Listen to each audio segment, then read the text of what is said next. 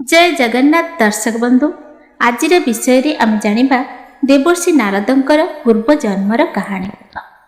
किपरि ईश्वरंक प्रति भक्ति करिबा द्वारा देवर्षि नारद मानव जन्मरु मुक्ति पाइले एवं ईश्वरंक परम भक्त हेबार सौभाग्य लाभ कले। तेबे चालंतु सुनिबा। थरे महर्षि वेदव्यास सकाळे उठी स्नान कले एवं सरस्वती नदी कूଳରେ अवस्थित तांक आश्रमरे बसिथिले। से महाभारत एवं देवता मानक वीरत्व एवं कार्य परिपूर्ण अनेक पुराण सृष्टि करथिले, किंतु तथापि तांकर मन संतुष्ट नथिले। सेही समय रे देवर्षि नारद सेही स्थान को आसिले। नारद जी को देखि वेदव्यास तांको स्वागत कले एवं तांको मन रे कोन थिला ताहा कहिले। वेदव्यास कहिले, देवर्षि मु महाभारत को इतिहास आकार रे रचना करिथिली, किंतु एहार सृष्टि परे मु जेउ संतोष आशा करिथिली ताहा पाइली नाही। तुमे मते कुह मु एबे कोन करिबी। वेदसार दर्शाई एही महान पुस्तक लेखिबा परे मध्य मु शांति पाउ नाही। वेदव्यासंक कथा सुनी नारद कहिले, तुमे एही महाभारत को वेदसार आकार रे बहुत विस्तारित भावरे रचना करिछ, किंतु एथिरे तुमे भगवान श्रीकृष्णଙ୍କ कार्य को विस्तारित भावरे वर्णना करिनाह। तांको कर्मर प्रशंसारे ईश्वर अधिक प्रसन्न हुअन्ति। तुमे एपरि एक पुस्तक लेखिबा उचित जहा ईश्वरଙ୍କ प्रति भक्ति वृद्धि करे। ईश्वरଙ୍କୁ प्रसन्न करिबार अन्य कोनोसी उपाय नाही। मु आपनको मोर पूर्वजन्मर कहानी कहिबी, किपरि ईश्वरଙ୍କ प्रति भक्ति द्वारा मु मानव जन्मरु मुक्ति पाइली एवं ईश्वरଙ୍କ परम भक्त हेबार सौभाग्य पाइली। देवर्षि नारद तांकर पूर्व जन्मर कहानी कहिबा आरंभ कले। पूर्व कल्परे मु जणे दासीर पुओ थिली। मो माँ अन्य मानक घरे काम करी जीविका निर्वाह करुथिले। जेहेतु मोर बापा नथिले तेणु मोते बड़ करिबा मो माँकर मुख्य काम थिला। थरे आम गाँ को साधु मानकर एक दल आसीथिले। मु सेही दल सहित रहिबाकु आरंभ कली एवं सेही साधु मानकर सेवा करिबा आरंभ कली। मु सारा दिन सेमानंक पाखरे बुली बुली जाउथिली। जेतेबेले साधु माने सेमानकर खाद्य खाउथिले मु सेमानकर बळका खाद्य खाउथिली। सेही साधु मानक सहित रही मु ईश्वरंक कहानी सुनिबारे सुजोग पाइली। साधु मानकर सारा दिन ईश्वरंक दिव्य कहानी मान सुनिबारे बीती जाउथिला। ईश्वरंक भजन गाइबा, ध्यान करिबा एवं दिव्य कहानी विषय रे आलोचना करिबा एही साधु मानकर काम थिला। मु मध्य सेही साधु मानक सहित रही ईश्वरंक दिव्य महात्मा शुणुथिली। मु मध्य भजन गाइबा आरंभ कली। सेही साधु मानक कृपा जोगु मोर मन संपूर्ण भावरे ईश्वरंक प्रति समर्पित होई जाउथिला।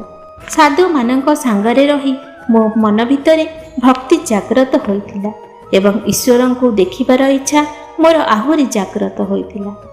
मोर मन सर्वदा ईश्वरंक दिव्य कार्यर चिंतन रे लिप्त रहुथिला। सेही संत मानक संग द्वारा मोर जीवन सफल होउथिला। मु मात्र 5 वर्ष बयसर थिली, किंतु मोर दुनिया प्रति कोनोसी आग्रह नथिला। मु सेही संत मानक सहित जीवाकू इच्छा करुथिली, किंतु मो माँक प्रेम मते बाधा देउथिला। मो व्यतीत एही दुनिया रे तांकर आउ किए अछि जहा पाई से एते कठिन परिश्रम करुछथि। सेही संत माने मो गाँ रे किछि दिन रहिले एवं तापरे सेमाने चलीगले। सेमानक संग द्वारा मु एही जीवन समुद्र रु मुक्ति पाइबार रास्ता पाइली। गोटे दिन मो माँ राति रे काम सारी घर को फेरुथिले। सेतेबेले एक साप मो माँ को कामुड़ी देइथिला एवं तांकर मृत्यु होइगला। गाँर लोकंक साहाय्य रे मु मो माँ को शेषकृत्य संपन्न कली। एही समय रे सेही संत मानक साथीरु मु जेउ ज्ञान पाइथिली ताहा दुखर मुक्ति पाइबा एवं संसारर नश्वरता को बुझिपारे मते बहुत उपयोगी होइथिला।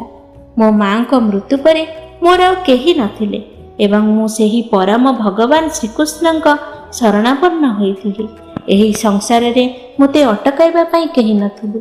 मु एबे जेउठाकु चाहुथिली जीवाकु मुक्त थिली। एहा परे मु मो गाँ छाड़ी एक घन जंगल को गली एवं एक गछ तले बसी भगवान को ध्यान करने को लगिली। किछि समय परे मु मो हृदय रे भगवान मुरलीधर को देखिली। भगवान हाथ रे बंशी धरी हसुथांती। ଭଗବାନଙ୍କ ଏହି ଦିବ୍ୟ ଗୋପାଳ ରୂପ ଦେଖି ମୁଁ ବହୁତ ଖୁସି ହୋଇଥିଲି। କିନ୍ତୁ କିଛି ମୁହୂର୍ତ୍ତ ମଧ୍ୟରେ ଭଗବାନଙ୍କ ସେହି ଦିବ୍ୟ ପ୍ରତିମୂର୍ତ୍ତି ଅଦୃଶ୍ୟ ହୋଇଗଲା। ମୁଁ ପୁଣି ଧ୍ୟାନ କରି ସେହି ରୂପ ଦେଖିବାକୁ ଚେଷ୍ଟା କଲି, କିନ୍ତୁ ମୁଁ ସେହି ରୂପ ଦେଖିପାରିଲି ନାହିଁ।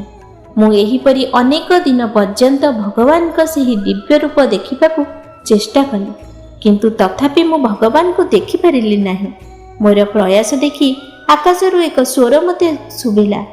ସେ କହିଲା, ତୁମେ ଏହି ଜୀବନରେ ଭଗବାନଙ୍କ ସେହି ରୂପ ଦେଖିପାରିବ ନାହିଁ। ତୁମର କର୍ମ ସମାପ୍ତ ହେବା ପରେ ତୁମର ପରବର୍ତ୍ତୀ ଜୀବନରେ ତୁମେ ଭଗବାନଙ୍କ ସେହି ଦିବ୍ୟ ରୂପ ଦେଖିବାର ସୁଯୋଗ ପାଇବ।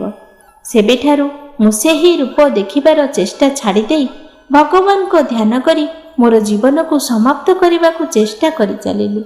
ଯେତେବେଳେ ମୋର ମୃତ୍ୟୁର ସମୟ ଆସିଲା, ମୁଁ ମୋ ଶରୀର ତ୍ୟାଗ କଲି ଏବଂ ମୋର ଆତ୍ମା ବ୍ରହ୍ମାଙ୍କ ଶରୀରରେ ମିଶିଗଲା। ପୂର୍ବ କଳ୍ପର ସମାପ୍ତି ପରେ ଯେତେବେଳେ ବ୍ରହ୍ମା ଏହି ସୃଷ୍ଟି ଆରମ୍ଭ କଲେ, ତାଙ୍କର ପ୍ରଜାପତିମାନେ ଯେପରିକି ମାରିଚି, ଦକ୍ଷ ଇତ୍ୟାଦି ଜନ୍ମ ହେଲେ, ମୁଁ ମଧ୍ୟ ବ୍ରହ୍ମାଙ୍କ ମାନସପୁତ୍ର ଭାବରେ ଆବିର୍ଭାବ ହେଲି। ବ୍ୟାସଜୀ, ଏହାପରେ ମୁଁ ସର୍ବଦା ଭଗବାନଙ୍କ ସ୍ତୁତି ଗାନ କରି ସାରା ବିଶ୍ୱରେ ବିଚରଣ କରେ। ସେଥିପାଇଁ ଏବେ ଆପଣ ଭଗବାନଙ୍କ ଲୀଳାଗୁଡ଼ିକୁ ବିସ୍ତାରିତ ଭାବରେ ବର୍ଣ୍ଣନା କରନ୍ତୁ ଏବଂ ଭାଗବତ ପୁରାଣ ରଚନା କରନ୍ତୁ। ଏହିପରି ଦେବର୍ଷି ନାରଦ ତାଙ୍କର ପୂର୍ବ ଜନ୍ମର କାହାଣୀ ବର୍ଣ୍ଣନା କରିବା ସମୟରେ ବେଦବ୍ୟାସଙ୍କୁ ଭାଗବତ ପୁରାଣ ରଚନା କରିବାକୁ ନିର୍ଦ୍ଦେଶ ଦେଲେ।